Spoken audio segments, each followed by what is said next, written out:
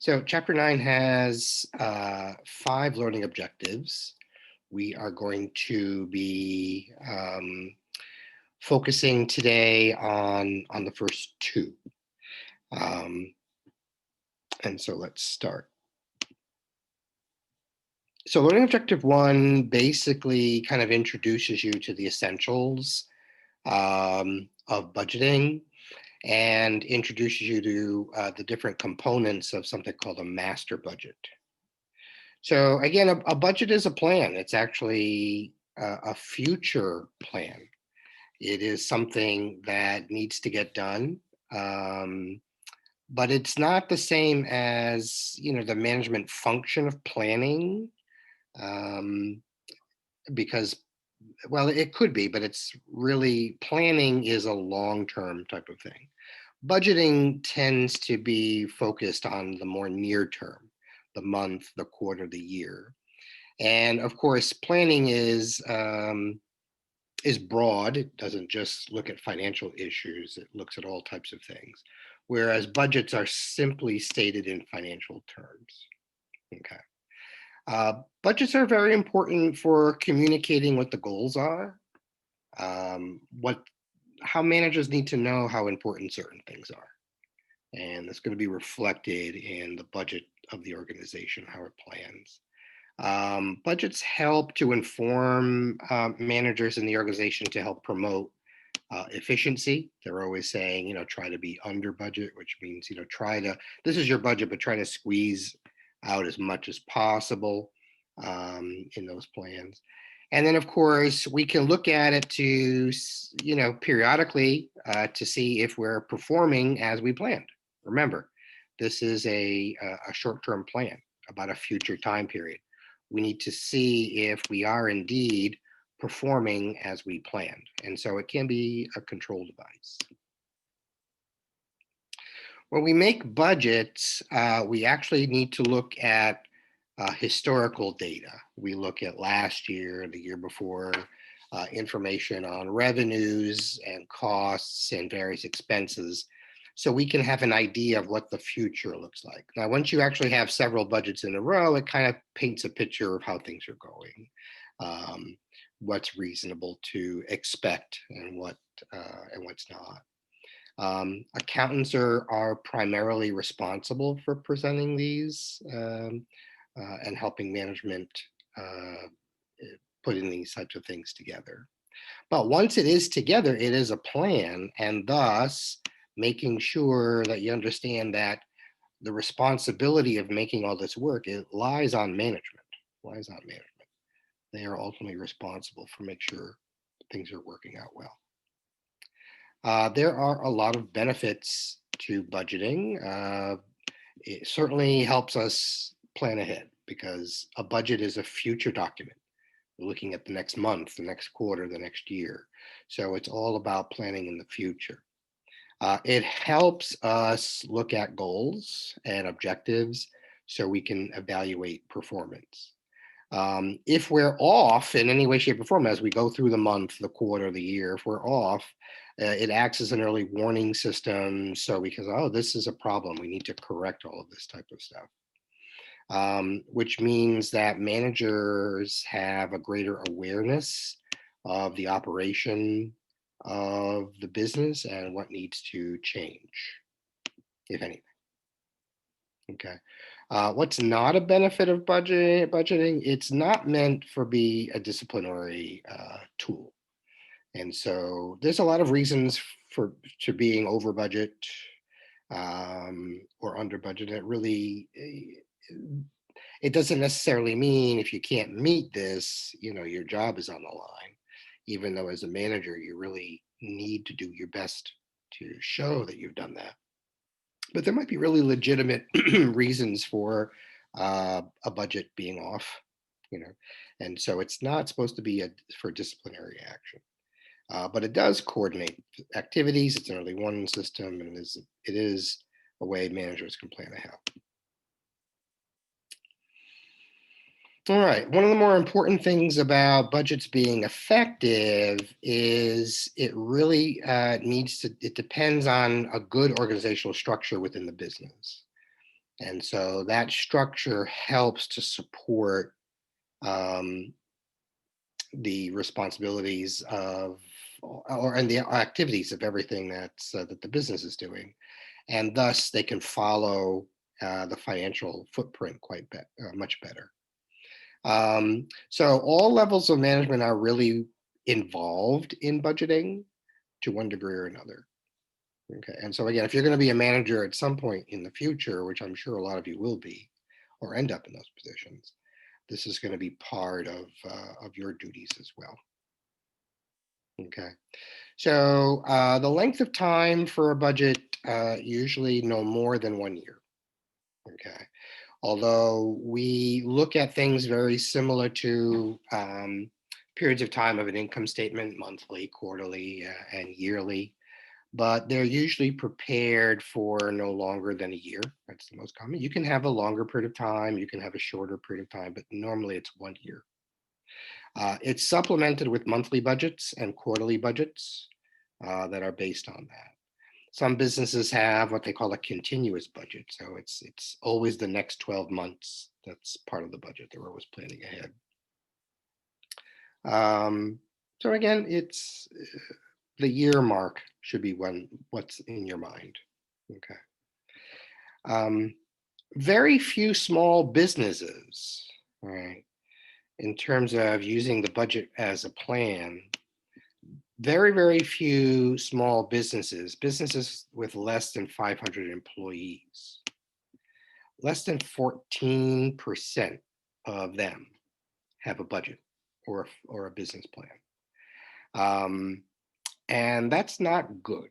That's just not a very good idea, because one of the most cited reasons for businesses, particularly smaller businesses, going out of business um, is poor management decisions and lack of financial resources, lack of capital, which is exactly what budgets address. It's exactly what budgets address, those issues. So budgets can, I think, only help um, these businesses survive and grow in the future. So it's too bad that so few businesses, according to this in your book here, it's too bad very few of them actually go ahead and do that process. Okay. So how things start in the process, we start basically with sales. We need a forecast. What are we looking to sell in the next quarter, in the next year? Everything is going to start from this point. Okay, so that means there is something called the sales budget you're going to learn about soon. It's hard to forecast sales. I mean, look at what happened. One of the most unpredictable things happened to businesses this year, right? A pandemic. I mean, what were the chances? Very low in most people's mind, that maybe not even in people's minds when they thought about what they were going to do this year.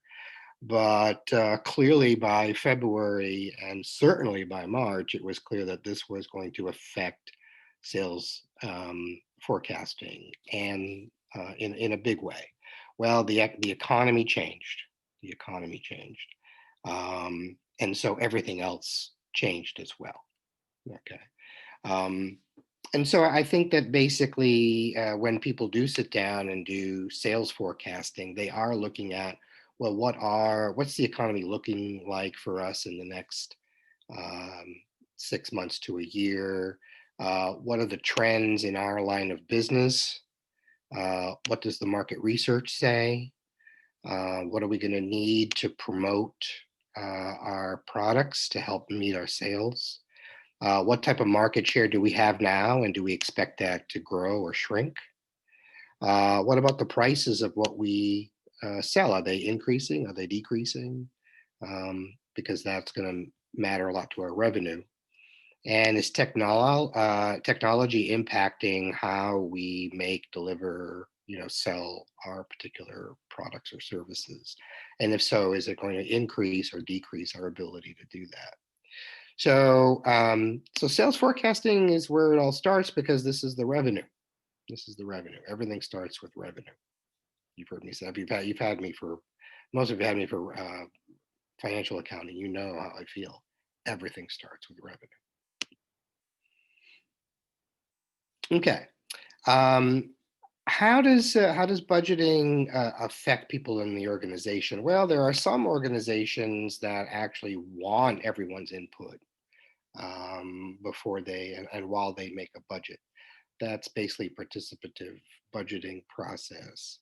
And so all levels of management, even in some cases, some employee involvement, uh, folks that are knowledgeable about these types of things, are invited to participate in creating a budget that's as realistic as possible and includes as many perspectives as possible. Um, it might it might inspire more performance, higher performance from your managers and employees if they have a say in what's happening.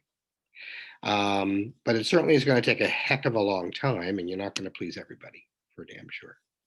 So again, the advantages to this type of budgeting is you will have a more accurate budget. The process is viewed as fair to everybody, and oftentimes it does help achieve corporate goals because everyone has sort of a say and they have a horse in the race, so to speak. But it's extremely time consuming. And then we get this idea of, well, I need that money more. My department needs that money more than your department needs that money. You know, and then there starts to be some gaming that goes on. Um, and so it is nice to have a lot of folks' opinions on it, and then it's not so nice because some people just can't seem to behave themselves, even as adults. All right. Um, so again, when you get to in a participatory or a participative budgeting process, you have managers up and down the spectrum involved. And again, and even in some businesses, you'll have even some employee input, usually through the departments and up. And so it's a pretty big process. Okay. But of course, not all. A lot of budgets are simply top down. They're just made by upper management, and everyone is given, this is what we're doing.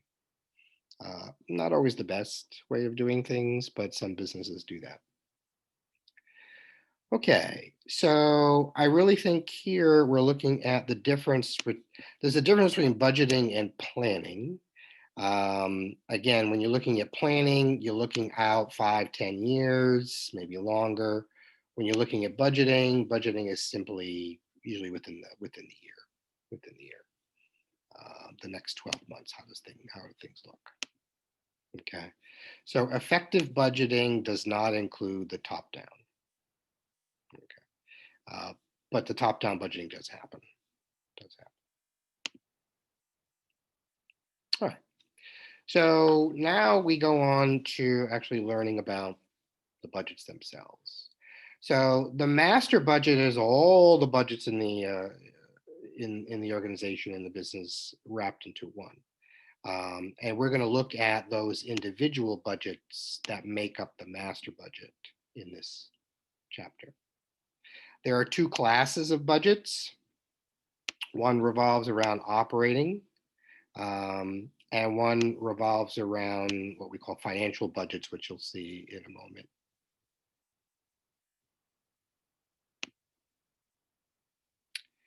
Okay, so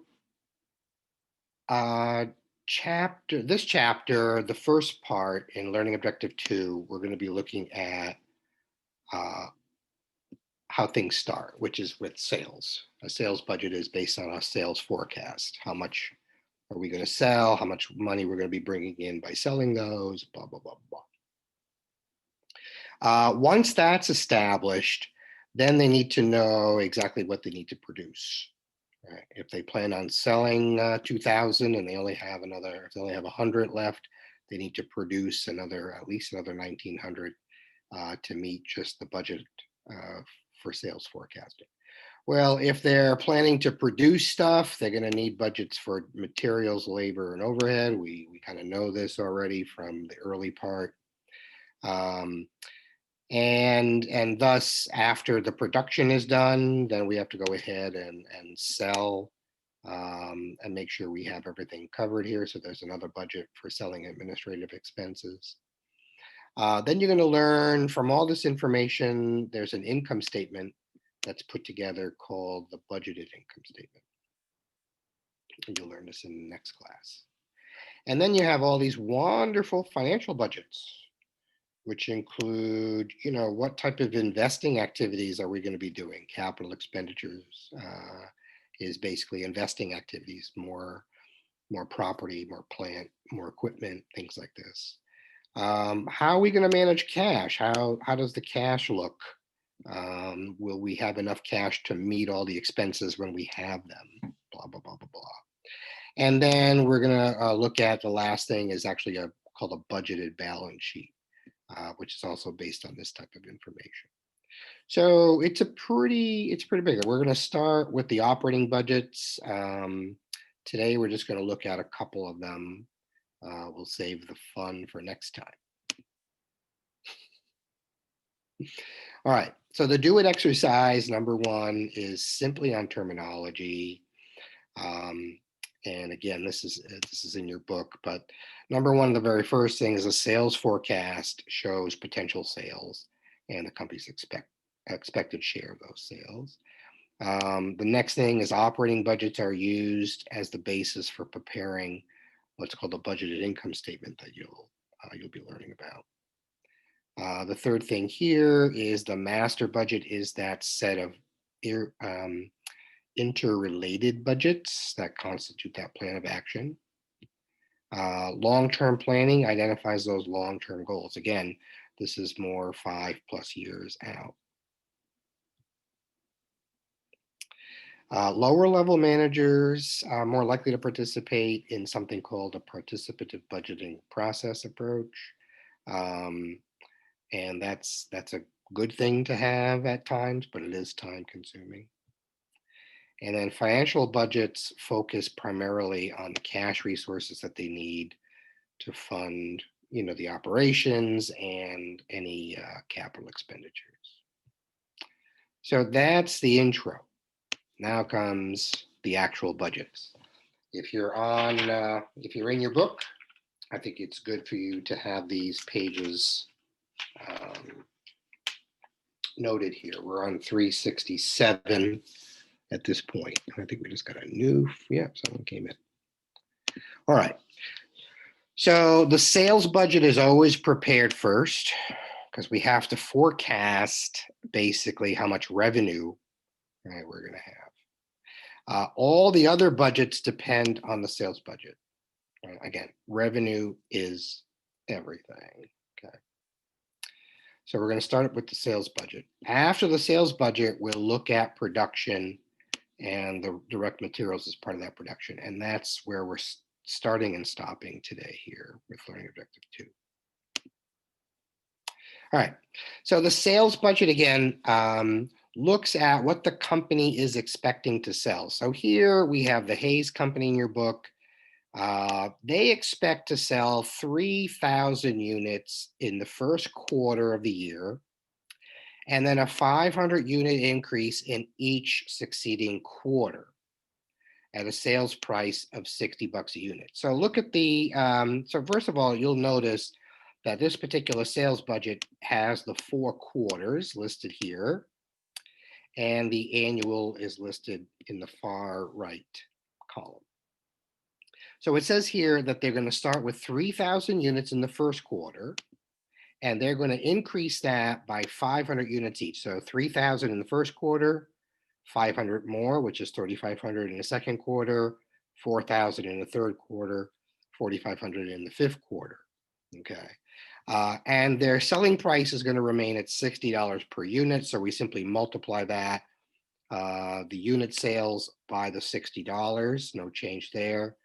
And the total sales are listed by quarter. In the first quarter, 180, 210 in the second quarter, 340, sorry, 240 and then 270.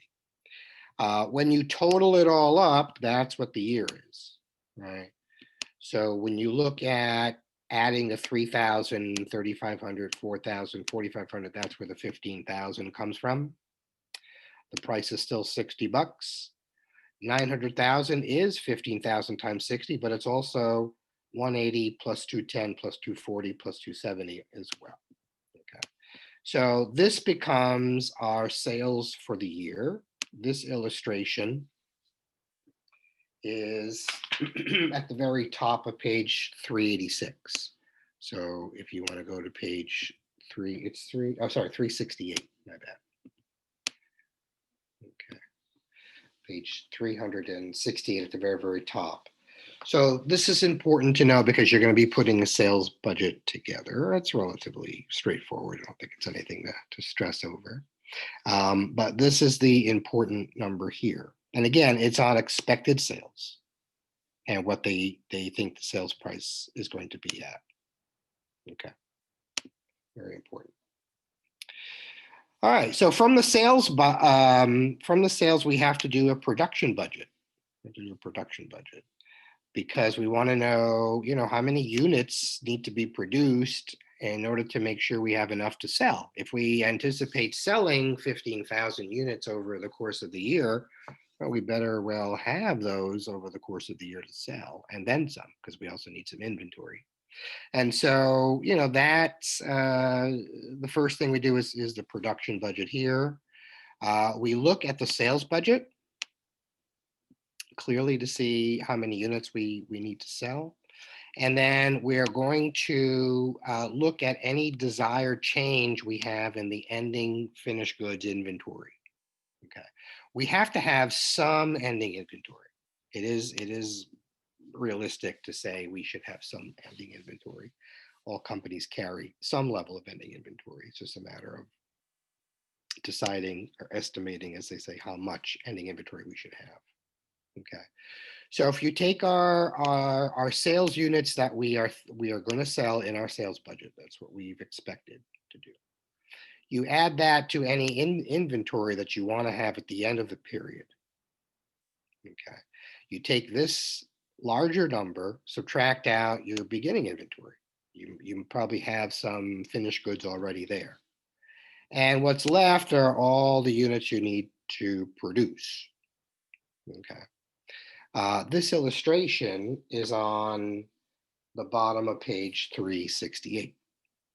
Okay, so this is also page 368 on the bottom. Okay. All right, so now we have an illustration here that says Hayes Company, the same company that started this, believes it can meet future sales needs with an ending inventory of 20% of the next quarter's budgeted sales. That's important. So whatever the next quarter budgeted sales are, they want to have 20% of that as inventory. Okay.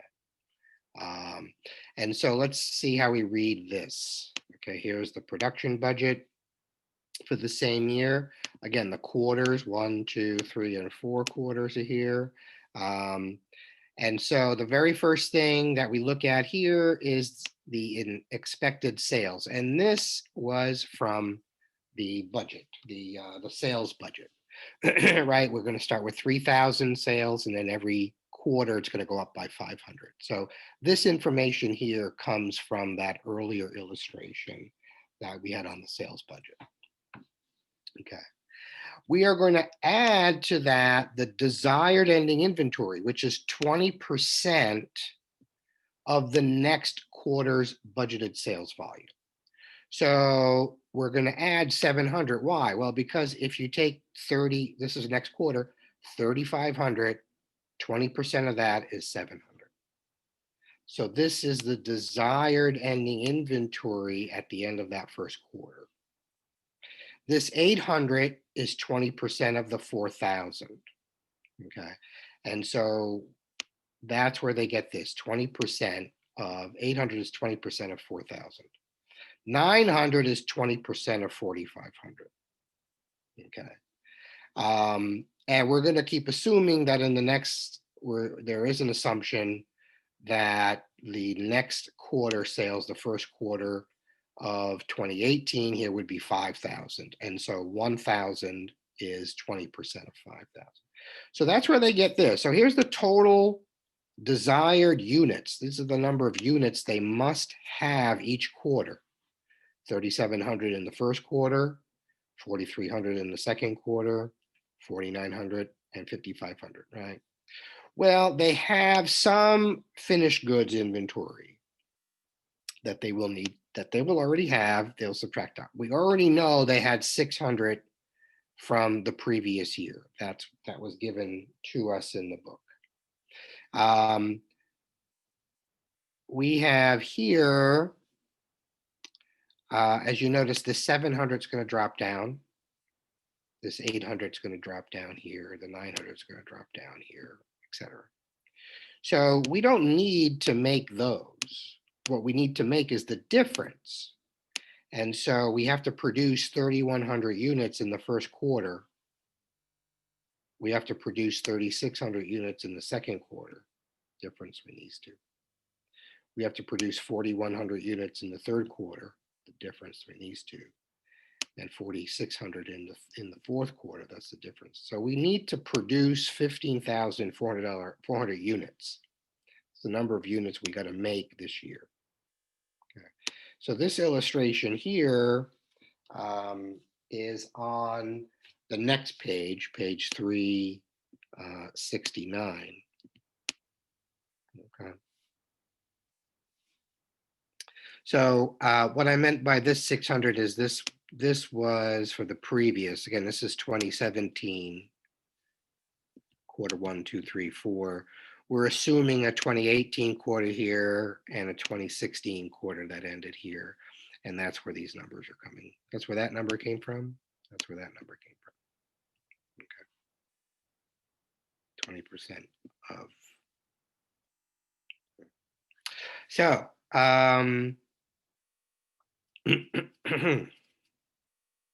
this is our production budget.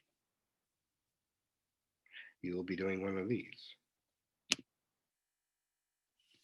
So if we need to make all those units, I think the total is 15,400 in total. Okay. Well, we're going to need materials to do that. Materials.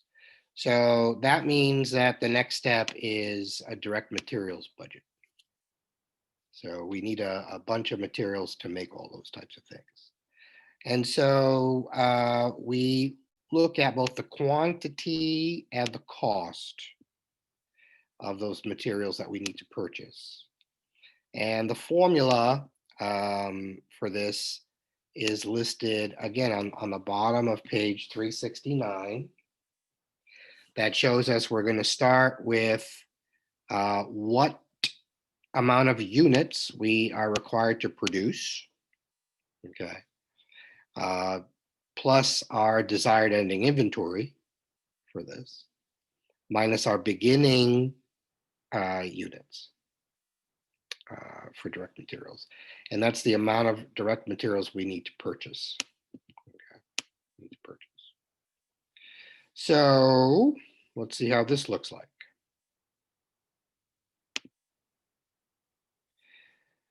We're back to Hayes.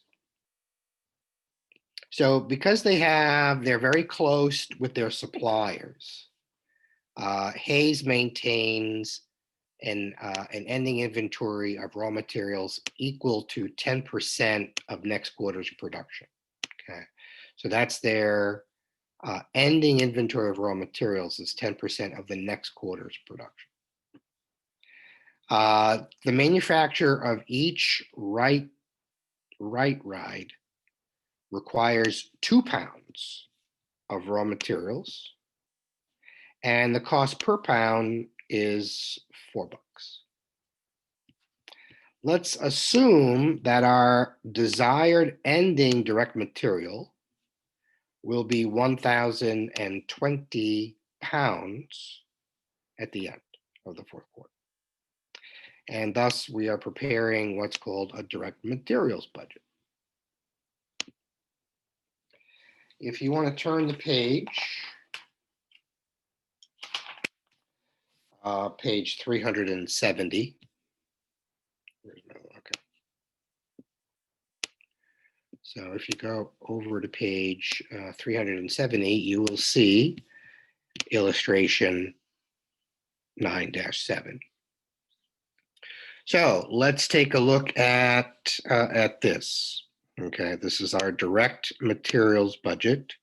First of all, we need to get from the previous budget that we did the units that we need to produce. And as you see, the units we need to produce, 3,100 in the first quarter, 3,600, 4,100, and 4,600. Okay, so this came from illustration 4-5, which is the very last budget we did. Okay. The direct materials per unit, 2 pounds per unit.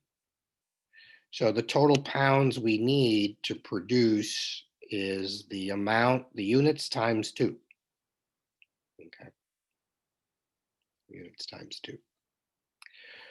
We have to also add to that, what is the desired ending direct materials that we want? And that, as we know, was 10% of the next quarter's pounds needed. Okay, 10%. And we're just assuming in this case 1,020. Okay. This number was given to us in the information on the previous slide. So the total amount of materials required is listed in this line. We subtract out the beginning direct materials. Now this was given to us from the previous quarter, 620, which is 10% of that actually. This 720 came from here. This 820 came from here. This 920 came from here. So this we're simply subtracting out. We're just subtracting out because that is our beginning inventory for direct materials. So that means we actually need to purchase this amount here, 6,300 for the first quarter, 7,300 for the second, 8,300, 9,300. The cost per pound is $4 per pound. And so we simply just multiply this down. Okay. And so 6,300 times $4, $25,200 of direct material purchases for the first quarter. For the second quarter, it's 29,200. For the third quarter, 33,200. For the fourth quarter, 37,200. This is the total of all of those four numbers. Okay, so now we have it by the quarter and we have it by the year. Okay. Let's go right to our do it exercise, because this is very important. Okay, so here we have a Soriano company. They are preparing a master budget for 2017. And it looks like here they have a few things regarding sales, production, and direct materials. So here's the information on sales. They expect 1.2 million units to be sold. Quarterly sales, 20% of 25, 30%, and 25. That's of this number, quarterly, broken down. The sales price, $50 in the first 3 quarters, $55 in the fourth quarter. Sales in the first quarter of 2018 are expected to be 10% higher. Okay.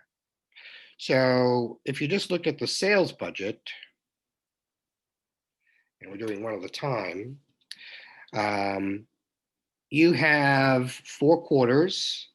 They're telling you the expected sales of the first quarter is 20, I'm sorry, let me get back to that number here.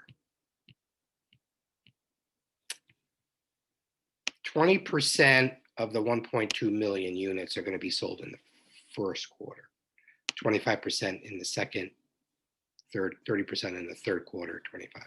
Okay, so that's where they get these.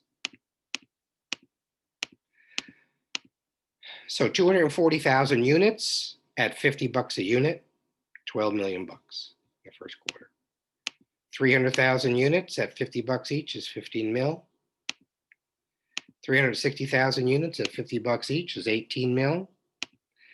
300,000 units, now the price increases to $55 because it's the fourth quarter. 16.5 mil. So 1.2 million in sales. Expect $61,500,000 in, that's what they expect. That's their projected sales per quarter and annually. All right, let's go back. Well, let's go forward. No, I gotta go back. All right. Production budget. Management desires to maintain ending finished goods inventories at 25% of next quarter's budgeted sales volume. Okay. That's the next piece of information that we need. Clicking here, sorry folks. So we look at in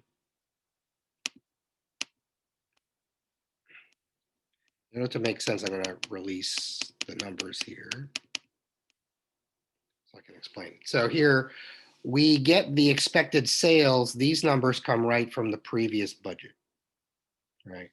These numbers come directly from the sales budget. The first thing we do is we add the desired ending inventory, and that's 25% of next quarter's sales. So 75,000 is 25% of 300,000. 90,000 is 25% of 360. 75,000 is 25% of 300. And here we have a little note that we have to estimate that our sales for 2018 first quarter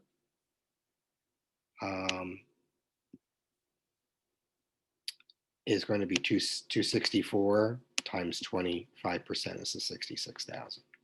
Okay. So now we have our total required units listed here for production. We subtract out the finished goods inventory.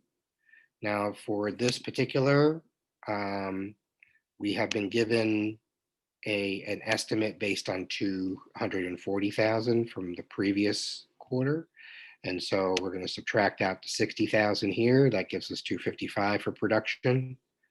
We're going to subtract out this 75, give us 315. Subtract out this 90, gives us 345. Subtract out this 75.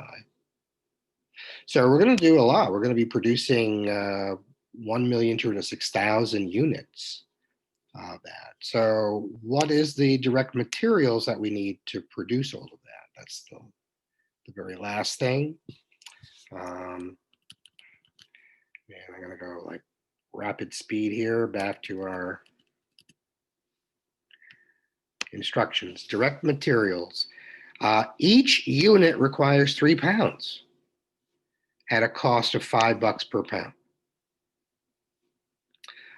They like to maintain raw material inventories at 5% of next quarter's production. There's an assumption that the first quarter of 2018 will be 810,000. So now we're going to run through. Sorry, I got to click through here. And here's our direct materials budget.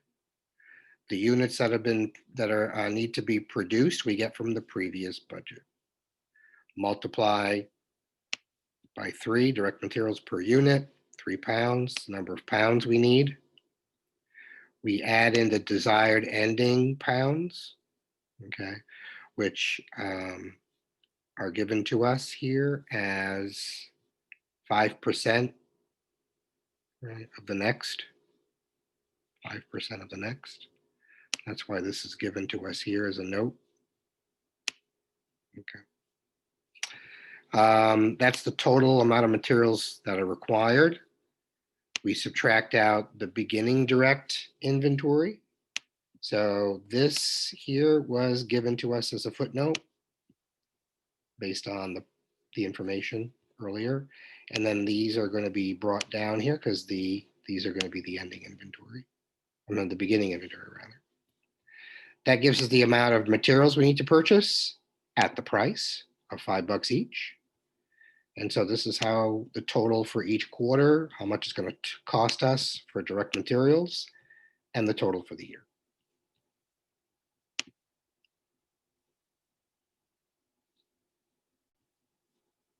And I'm back. And I see nobody. Budgets are really good if you have any problems sleeping. These are pretty good. Actually, I find them exciting. I like budgeting myself, but a lot of people like, but it's worthwhile. It's a great skill to have if you develop this skill.